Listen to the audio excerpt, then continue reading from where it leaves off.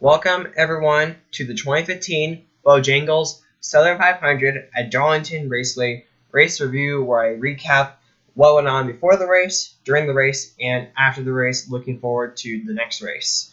So, personally, first of all, I want to say that I apologize for those that were anticipating a race review being uploaded like on Sunday night or Monday. I tried to Sunday night because the race went on for so long, 4.5 hours longer than expected. That's why I couldn't make one and upload one on Sunday night. But then unfortunately, internet issues that have been going around in my house for over a week, and simply Windows Movie Maker issues, it has delayed this. And actually, today is the first day I'm using a new video editing software, and it's the first time I've used any video editing software other than that's not Movie Maker. So I hope that so to me, if something doesn't seem right, that might be why. But anyway, thank you all for listening, and I'm gonna try to make this shorter than usual, so hopefully maybe not anything like 30 minutes overall. My thoughts on the race. Personally, I thought that this race was one of, if not the best race this season. And to me, I think it really all started about just a little over a year ago, where when they announced the 2015 schedule. And one of the big highlights was that Darlington, the NASCAR race at Darlington, is finally getting moved back to Labor Day weekend, where it had been from 1950 to 2003. The following year, it was moved out of Labor Day, along with getting rid of its spring date, reducing Darlington to now just hosting one NASCAR race per year. And then from 2005 to 2013, it was moved to Mother's Day weekend, Saturday night. And then last year, for a one race deal or one season deal, it was moved to April. And then finally this year, it was moved back to Labor Day. And when I first heard the news, even though I was not a NASCAR fan, say during those last few years, I thought that it was really cool to move it back to Labor Day, and I thought that it was a step in the right direction when it comes to having a better schedule, which hopefully the 2016 schedule comes out soon, and I'm going to talk more about my thoughts on the schedule and what I think can make the schedule a lot more better. But that's a whole another video. Anyway, so to me, it didn't end there. Starting in May, it was announced that some cars for the Darlington race would have throwback paint schemes, either representing the past, say NASCAR in the 70s, their sponsors or themselves, and I think possibly a lot more. And by the end of it, I think that if you combine the Sprint Cup Series and the Xfinity Series, over 40, maybe even over 50 throwback paint schemes. There's a lot of throwback paint schemes, and overall, even though throwback paint schemes are not exactly going to save NASCAR or make NASCAR better, I just thought that it was cool. And apparently, I found out that through some articles, this is going to be a 5-race deal. For example, 2015, a lot of it was throwback to the 70s. So I guess next year it might be 70s, 80s. The year after that, 80s. The year after that, 80s, 90s, and then the final year, the 90s. So I don't know if this is. I don't know exactly what's going to happen, but it seems like throwback paint schemes, whether you want it or not, they're going to come back. And personally, I don't want this to happen every single time. For example, I don't think after say what's going to be 2019. I think that's going to be the final year of the 5-year deal. After 2019, I think I think it's a cool idea, but to me, I don't think that it should happen every single year, whether it happens in one race or 10 races. I think once this 5-year deal, once this 5-year deal is over, I think it's time to hang it up, put it on a wall for a long time, for the foreseeable future. But anyway, it did not stop there. It was announced back in July that. Or maybe it wasn't July. I think it actually might have been June, that Kentucky and Darlington would be getting a new rules package, and this package was often called the low downforce package, or basically they took away several pounds of downforce I think possibly over 1,000. And they did that by shorter spoilers, smaller splitters, smaller radiator fans, and a couple other adjustments. And the thing is, the one difference between Kentucky and Darlington was how Darlington was going to have a softer tire. Kentucky did not. And to me, after the race at Kentucky, I consider that race to actually be one of the best races of the season, which I think what makes for better racing, in my opinion, is just simply like slipping and sliding, a lot of passing, not just for the lead, not just out the field, but also for the lead. Lead changes under the current 2015 rules package have been down. So to me, I think that like if you see a lot of complaining about like 2015 racing is so boring, I think that's one of the reasons why. Because the thing is, pretty much most NASCAR fans want. I think most NASCAR fans want to see lead changes, and to me, like changes like the low downforce package and the high drag package, which by the way, the high drag package was both unsuccessful at both Indianapolis and Michigan. This was basically NASCAR's way of saying, you know what, we're going to try things to please the fans. And to me, at Kentucky it worked, and to me that made people like myself even more excited for Darlington. But it did not stop there. One last major change. It was announced a week before the Sunday night race. Ken Squire and Ned Jarrett would be returning to the booth to call a portion of the race. And the cool thing about it is that they were actually, I found out on Rick Allen's Twitter, they were actually allowed to call as much of the race as they wanted to. Dale Jarrett was the third man calling the race. And overall, I thought that was really cool. So the thing is, like, overall, like, everything, like all the preparation and hype, one of the things I thought about it is to me, I think it's a great chance for old time fans to sort of feel nostalgic and maybe get excited. I saw many posts before the race started about how some fans said that this is the most excited I've been for a race in a long time. I'm still looking forward to this race. So overall, overall, there was a lot of chatter about people getting excited for this race. I would say both the old longtime fan and the new fan, in my opinion. And just overall, once the race started, it was simply I simply enjoyed pretty much every second watching that race. It really was something. There were possibly maybe a couple of complaints I had, and maybe and one of them, which I think was out of NASCAR's control for the most part, was the amount of cautions. I mean, to me, like, well, I do think that like wrecks and cautions and spins, etc., are some form of drama. I do feel like to me, like, I don't think I really wanted to see 18 cautions, which became a record. It just barely beat the record set back in May of 2009, which was 17 cautions. And overall, why were there so many cautions? Well, to me, I think most of them were simply because of drivers getting loose. And the thing is, one of the things about the low downforce package is that to me, like, many have said that to me, it puts it back in more of the driver's hands, and to me, the cars are actually harder to drive. And to me, I think that for most of these drivers, especially like I would say like younger, less experienced drivers, it's something that they really have not been. It's something that throughout most of their careers haven't really raced with, especially in NASCAR's top 3 divisions. And so overall, like drivers like Danica Patrick, Ricky Stenhouse Jr., and a couple other drivers, David Reagan, maybe a few more, they all got like loose just because they couldn't really control the cars. And to me, I think that like if we had more time with this low downforce package, I think that more drivers would have been able to understand how to like control themselves and keep it from a whole bunch of spins. And because of the 18 cautions, like we didn't really have like a whole lot. In my opinion, I think out of 367 laps, we might had only had like maybe like 2 long green flag runs. One towards the beginning and middle portion of the race, and the one towards the second to last green flag run.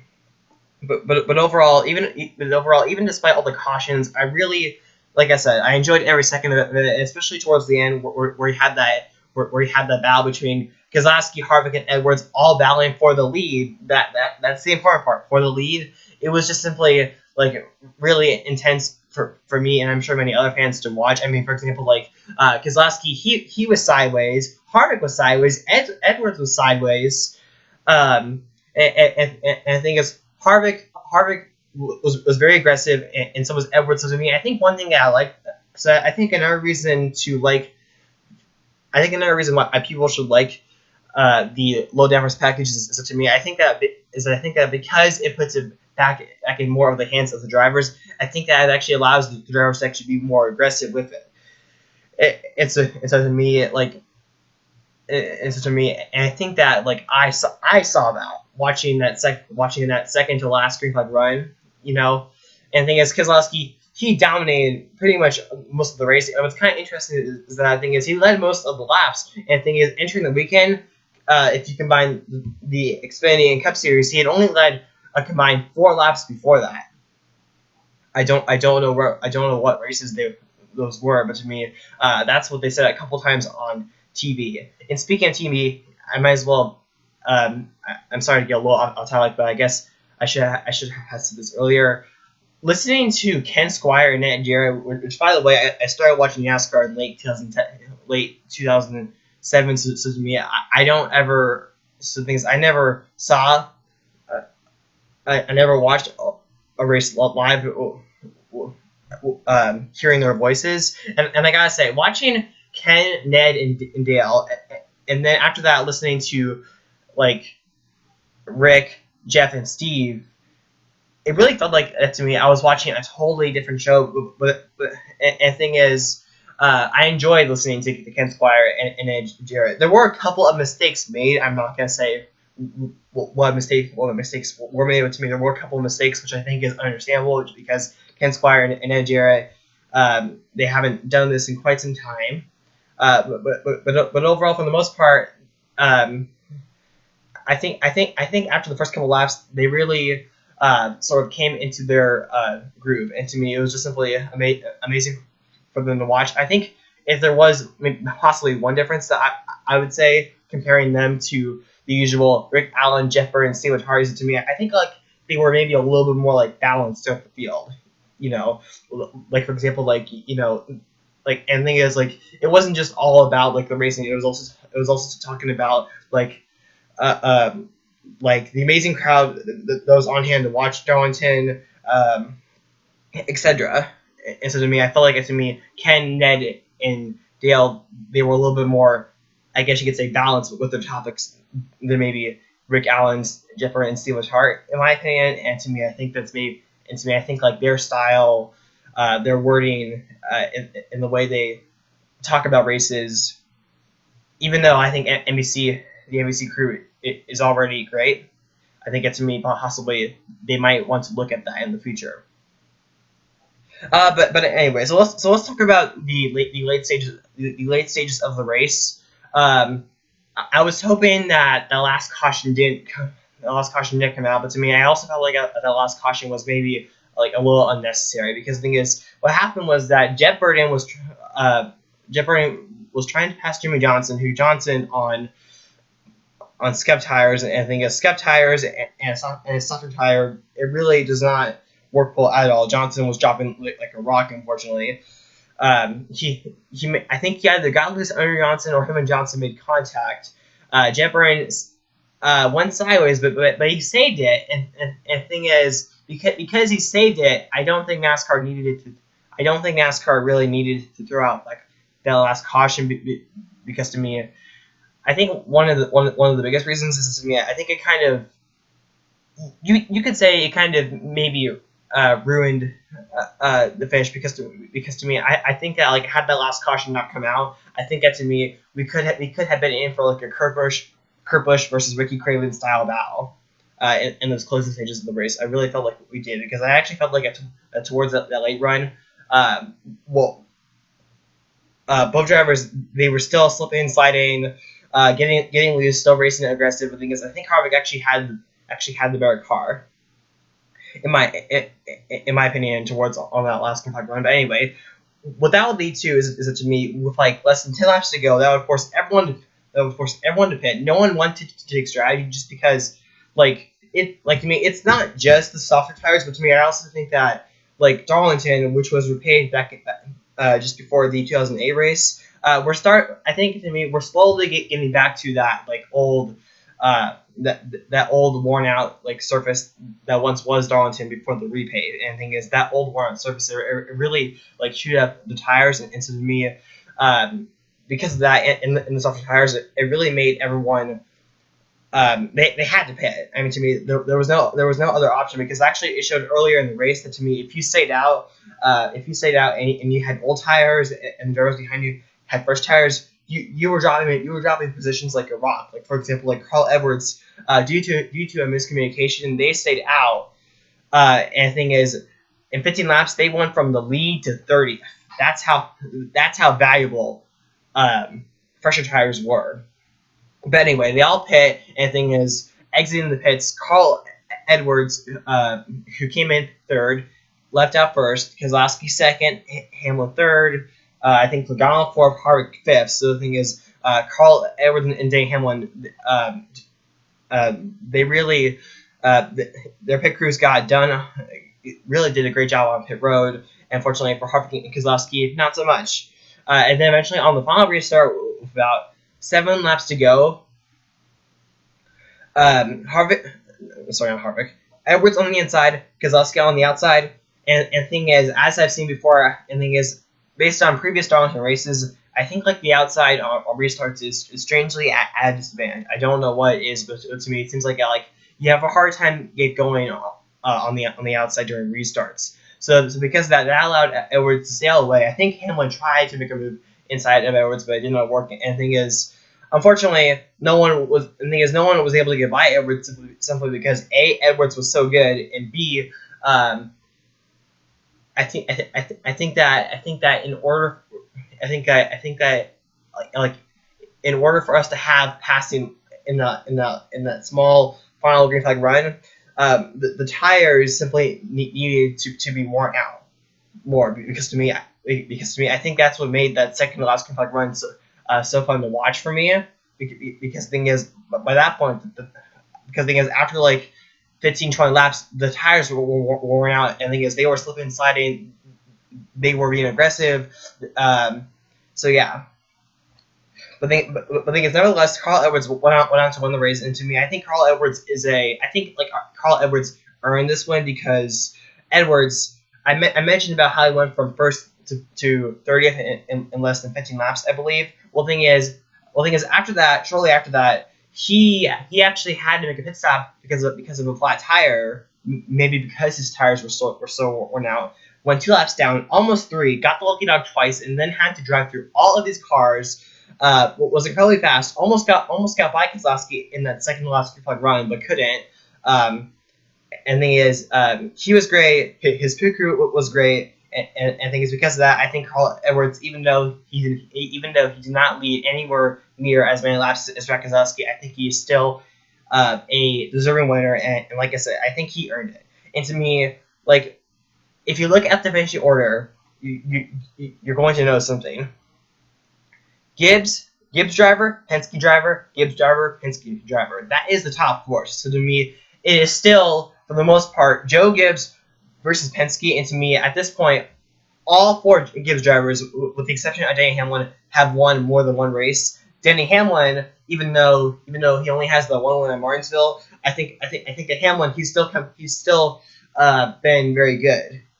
And the thing is, just like last season, the 2 Penske cars, Jack Keselowski and Joey Logano, maybe just a little less stronger than where they were at this point last season, but to me, still very good. And obviously, even though it's been since March, you still gotta watch out for Kevin Harvick pretty much every single week, because the thing is, they've had a winning car almost every single week for the most part. And to me, I think it shows. I think that Harvick finished 5th, so to me, that was his 18 top 5 in 25 races. Watch out for him. Watch out for his teammate Kurt Busch, and watch out for Martrix Jr. Unfortunately, Hendrick Motorsports, once again, still, I think since Dale Jr.'s win, they've only led 7 laps, and for the most part, those laps led, I think, were mostly because of a cycle of green flag pit stops where someone like Jeff Gordon stayed out to just lead like one lap.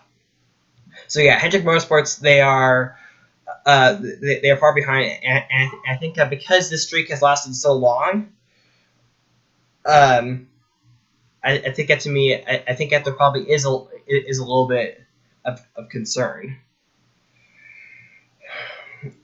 Yeah, so to me, I think like possibly like Junior at this point is possibly I think is probably the best car because the thing is, like for example, like he was the only Hendrick car that actually finished into the top 10 at Darlington, and the thing is, I think that like he's actually been a lot more stronger than like to me, he's definitely a lot more stronger than Jeff Gordon, Casey Kane, and in some weeks a little bit more stronger than Jimmy Johnson. Johnson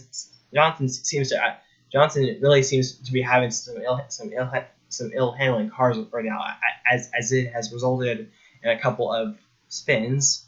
One of those at Darlington, which where he came down the racetrack into Logano. But anyway, so really, other than that, what else can I really say? I want to see how quickly I can do it to wrap this up. Well, the thing is, I think going back to the low downforce package, I think that like this low downforce package and the softer tires, I think at the moment is the perfect package.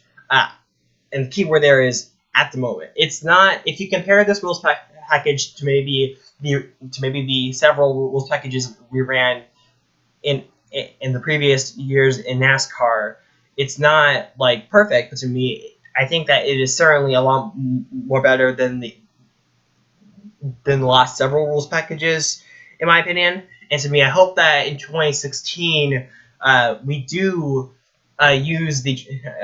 I hope that we do use the low downforce package and the softer tires at pretty much almost every single racetrack, with maybe the exception of Daytona and Talladega. Those two already use a different rules package in the first place. And to me, obviously, like fans want to see a good show, and to me, I felt like if you take away the 18 cautions, I think to me it was a good show, in my opinion. And the thing is, like, if you don't believe me, I found out that on NASCAR Stats, which is a Twitter account, 24 lead changes last season. There were only 15. Some sources say 22, and I guess maybe some sources either count passing in the middle, in between separate laps, or maybe some sources count passing in the pits. That might be the reason why some sources are different. But let's me overall, lead changes overall compared to last season were up, whether it was 15 or 22. And the thing is, this race still I think the race actually had the potential to actually have more lead changes. For example, I keep talking about that second to last green flag, right? But the thing is, let's say if Edwards got by Keselowski, and then Keselowski got by him, that's one more lead change. Kevin Harvick, if he got by Keselowski, that's another. Keselowski, gets by him back again, that's another. So the thing is, yeah, this race definitely had the potential for maybe almost 30 lead changes, possibly.